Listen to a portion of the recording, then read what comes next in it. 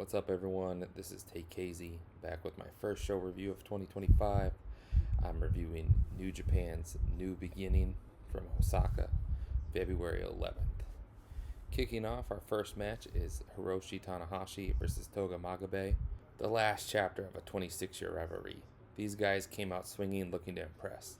The first Big Show singles match for Tanahashi on the retirement tour of 2025 after Wrestle Kingdom weekend, and for the most part, I felt this delivered. Their age showed as the match went on, which put a cap on this, but I thought it was a fun opener. If this is a preview for the rest of the year, I'm happy with it. This match got 3 stars. Match 2, Drilla Moloney versus Shingo Takagi. You can't ask for a better debut heavyweight opponent than Shingo in New Japan. These men told the story of 2 former juniors that powered up to the heavyweight rank, starting with drop kicks and pace, before moving gradually to more power-based and hard-hitting offense.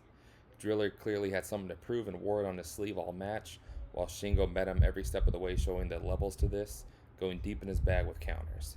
Shingo played the overconfident veteran greatly in this match, and these two told a much better story than I expected. I went 3 3/4. This match delivered big. Match 3, Shota Umino versus Great Khan. The odd journey of the polarizing Umino continues with this showdown with Great Khan. Umino was unofficially crowned by the office, being named one of the new Musketeers, and has mostly failed in his high-profile matches, similar to his American counterpart and the last great singles match he's had in Jack Perry.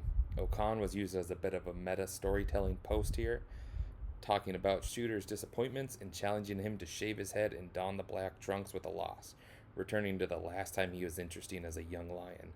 Umino came out with uncharacteristic fire and emotion, taking the fight to Khan. But as Khan gained control of the match, he brought Umino back to his normal, blank, emotionless self with each strike. I really dug the story they told, but it was a bit strange to play into a wrestler being boring and uninteresting. I went 3 stars here. Ultimately, this is more good than bad. Match 4, SANADA versus Taichi. I can't lie, I had no interest in watching a SANADA Taichi match, so I used this match as I watched in the morning getting ready for work to kind of do my little errands as this played in the background. I caught the closing sequence that was all low blows and shenanigans, and while it was more interesting than I expected SANADA to be, it didn't do anything to make me want to go back and watch this match in its entirety. This match gets an NA, but almost certainly would have been the lowest rated match on the show.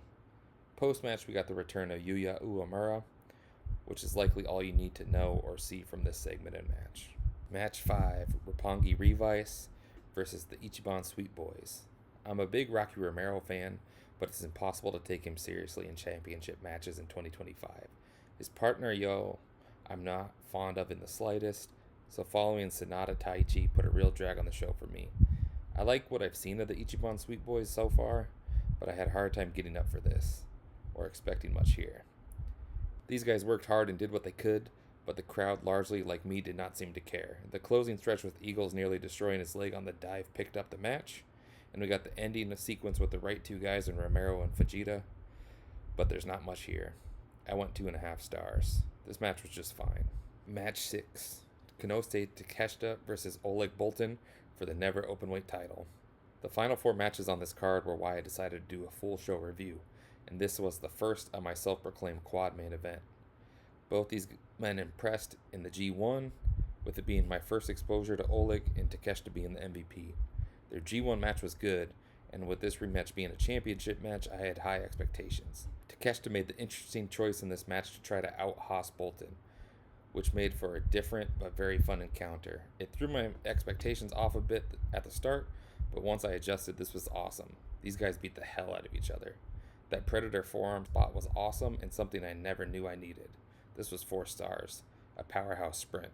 Match 7, Young Bucks versus Tatsuya Naito and Hiromu Takahashi, the IWGP Tag Team Championships. The rematch from Wrestle Dynasty couldn't summon the same magic as the month prior, and without the United Empire.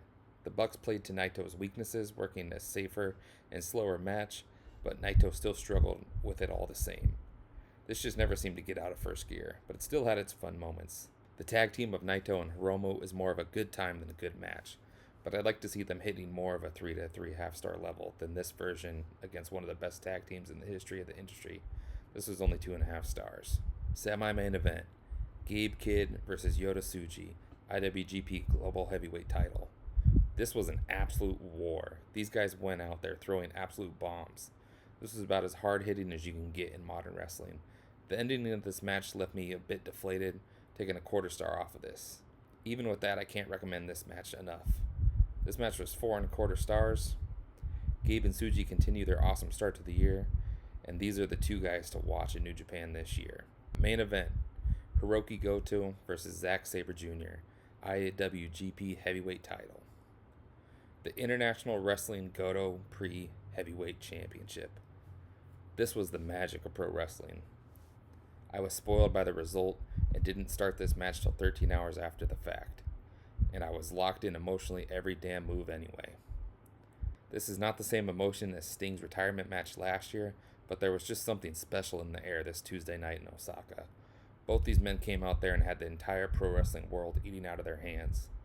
There might be better matches this year, but I don't know that they will get my heart racing and my eyes welling with tears like this one did.